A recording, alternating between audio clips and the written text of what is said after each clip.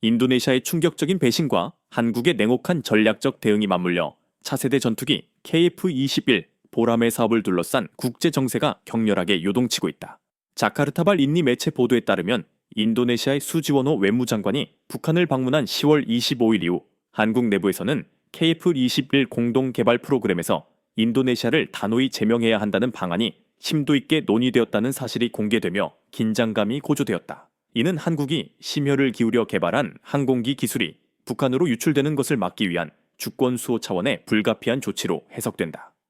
한국의 주력이자 미래 먹거리인 KF-21 기술이 인도네시아와의 협력으로 인해 오히려 안보 위험에 처할 수 있다는 우려는 지극히 현실적이고 당연한 판단이었다는 점을 가장 공신력 있는 인도네시아 현지 매체조차 공개적으로 인정하는 지경에 이르렀다. 이러한 위태로운 배경 속에서 최근 에이페크 정상회의에서 인도네시아의 프라보오 대통령은 한국의 이재명 대통령을 만나 굳건한 군사 및 방산 협력을 끊임없이 이어가자고 강조했다. 하지만 이재명 대통령이 차세대 전투기 공동 개발의 중요성을 공론화하자 프라보오 대통령은 민감한 사안이니 KF-21 문제는 비공개로 논의하자 며 즉각적인 거리두기를 시도하는 미묘한 태도를 보였다. 지금 이러한 이중적인 프라보오 대통령의 행보에 대해 의심과 비난의 목소리가 국내외에서 커지고 있는 실정이다. 최근 인도네시아가 보여준 일련의 어이없는 행보, 즉 기술 유출 의혹과 노골적인 중국산 전투기 구매 추진은 이미 위험 수위를 넘어선 상태였다. 여기에 더해 한국의 아무런 사전 통보나 양해도 없이 북한과 방산기술 협력 MOU를 체결하는 파격적인 배신을 감행했다는 사실은 실로 충격적이었다. 한국은 그동안 군사와 경제적 유대 관계를 고려하여 인도네시아를 쉽게 포기할 수 없었으나 이번 북한과의 협력은 동맹 관계의 근간을 뒤흔드는 결코 건드려서는 안 되는 금단의 영역을 침범한 행위로 간주되었다. 인니 매체 조나 자카르타는 지난달 30일 인도네시아의 대북 협력 직후 한국이 곧바로 말레이시아와 방위 협정을 체결하고 항공기 및 미사일 공동 개발을 제안했다는 기사를 대대적으로 보도하며 이 사태의 긴박성을 알렸다. 실제로 중국과 말레이시아는 2025년 10월 27일 쿠알라룸푸르에서 방위산업 협력을 강화하기 위한 양해각서에 정역적으로 서명했다. 이 사건은 인도네시아 외무장관 수지원호가 불과 보름 전인 10월 11일에 한국의 오랜 숙적인 북한을 방문하여 방위 협력을 수립한 직후에 발생했기에 이는 한국이 인도네시아의 기만을 간파하고 전략적 대체 카드를 결단한 것이라는 분석이 지배적이었다. 한국과 말레이시아 간에 체결된 이 양해각서는 단순히 무기를 조달하는 수준을 넘어 무기체계 공동 연구 개발 및 생산에 초점을 맞춘 전방위적인 정부 간 프레임워크를 확립하는 것이었다. 특히 중요한 것은 여기에 차세대 전투기, 첨단 해군 함정, 그리고 정밀 미사일 시스템이 모두 포함된다는 점이다.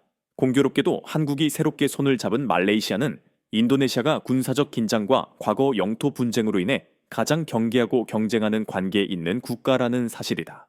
말레이시아는 이미 한국에게서 FA-54시 경공격기를 추가 구입하여 총 36대를 도입하려 하고 있으며 최근에는 꿈의 전투기 KF-21까지 도입을 적극적으로 검토하며 한국과의 협력의 진정성을 보이고 있다. 말레이시아뿐만 아니라 필리핀 역시 KF-21에 깊은 관심을 드러내고 있다. 미국의 F-35 구입이 좌절된 대부분의 아세안 국가들이 5세대급으로 진화하는 KF-21에 뜨거운 시선을 보내는 것은 당연한 국제적 흐름이다. 최초 인도네시아와 KF-21 공동 개발을 추진할 당시 인도네시아는 자국에서 KF-21을 직접 생산하여 동남아시아 시장을 선점하겠다는 야심을 품었었다. 하지만 현재 그들은 분담금 1조 원을 삭감받았음에도 불구하고 미납금을 해결하지 못하면서 정작 자국에서 KF-21을 생산할 수 있는 필수 인프라를 전혀 갖추지 못한 무능력한 상황에 놓였다. 이에 한국은 아시아 수출 시장을 겨냥한 KF-21 생산 기지를 말레이시아로 옮길 수도 있다는 가능성을 공공연히 시사하며 인도네시아에 대한 압박 수위를 높였다. 지난 2월 말레이시아의 왕기공군 참모총장이 직접 한국을 찾아 FA-50 경공격기를 시승하고 역사적인 순간이었다며 만족감을 표한 사실은 이러한 기류 변화파를 명확히 보여준다.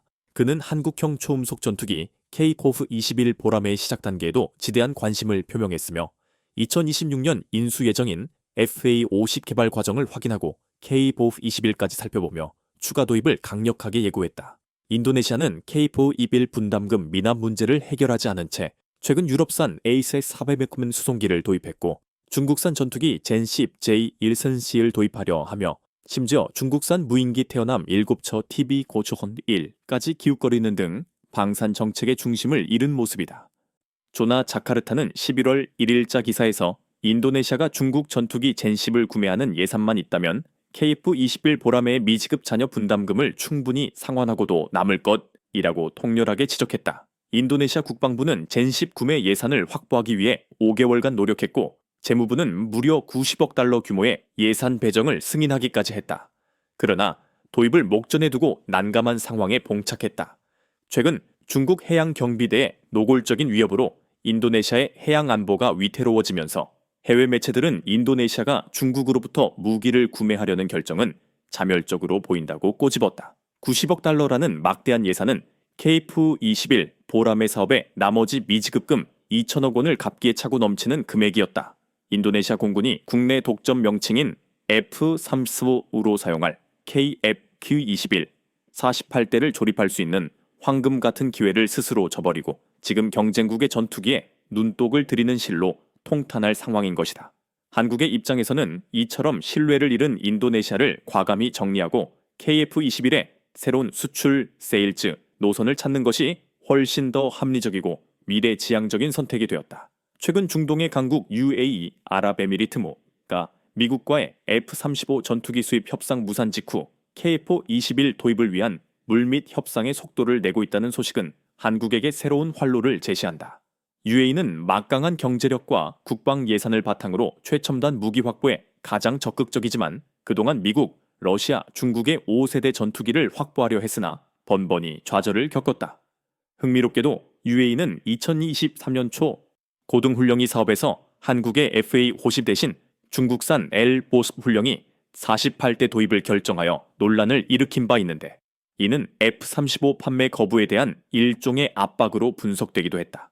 그런데 올해 초 UAE가 중국산 L-8석보 훈련기 후속 사업을 정역적으로 중단했다는 소식이 전해졌다. 중국산 훈련기가 UAE 공군의 엄격한 요구 조건을 끝내 충족시키지 못한 것이다. 중국제 수출용 전투기들은 스펙만으로는 서방제보다 뛰어나고 가격도 저렴하다고 선전하지만 실제 성능이 형편없어 최빈국을 제외하고는 대량 구매 사례가 없다는 사실이 UAE 사례를 통해 다시 한번 입증되었다. 인도네시아가 젠10 구매를 번복한 배경에도 UAE의 이 쓰라린 실패 사례가 큰 교훈으로 작용했을 것이다. 현재 KF-21의 개발은 전 세계적으로 유례를 찾아볼 수 없는 무서운 속도로 진행되고 있다. 최근 KF-21 보라매가 지상 목표 타격 능력을 당초 계획보다 1년 반 이상 앞당겨 확보할 것이라는 대형 발표가 있었다. 지난 30일 ADX 2025 행사에서는 KF-21을 위한 항공 무장체계 6종이 공개되었으며 특히 원거리 핵심 표적을 정밀하게 타격하는 장거리 공대지 유도탄 보라매 발톱 갓이 큰 주목을 받았다. 본래 블록2 기종의 공대지 무장을 2028년 12월에 탑재할 계획이었으나 개발 속도가 빨라지면서 2027년 상반기부터 단계적으로 탑재가 가능해졌다. 이로써 KF-21은 공중전 중심의 블록 1 단계를 벗어나 지상과 해상 표적까지 정밀 타격할 수 있는 진정한 다목적 전투기로 훨씬 빠르게 완성되어 가고 있다. 이러한 눈부신 개발 속도에 맞춰 한국의 놀라운 역발상 마케팅 전법이 등장했다. 최근 한국 공군 특수 비행팀 블랙 이글스가 일본 자위대 기지에서 최초로 급유를 추진하려 했으나 일본 정부가 과거 블랙 이글스 항공기가 독도 상공을 비행했다는 이력을 문제 삼아 급유를 거부하는 황당한 사건이 발생했다. 군 당국에 따르면 우리 공군은 블랙 이글스 팀이 아랍에미리트 두바이 에어쇼 참가를 위해 이동하는 길에 일본 오키나와 나하 기지에 들러 급유를 요청했지만 일본은 이를 거부했다. 블랙 이글스가 운용하는 기종은 공중 급유가 불가능하기에 매번 중간 기착지에서 급유를 받아야 하는 불편함이 있었다. 한국 정부는 이번 일본의 어이없는 급유 거부 사건을 계기로 블랙 이글스 팀의 기종을 공중 급유가 가능한 KF-21로 정역 교체한다는 방침을 세웠다. 그동안 T-50과 FA-50을 홍보하던 블랙 이글스가 이제는 KF-21을 세계 무대에 과시해야 하는 최적의 타이밍이 도래한 것이다. 결과적으로 일본이 본의 아니게 KF-21의 글로벌 세일즈를 적극적으로 도와준 셈이 되었다.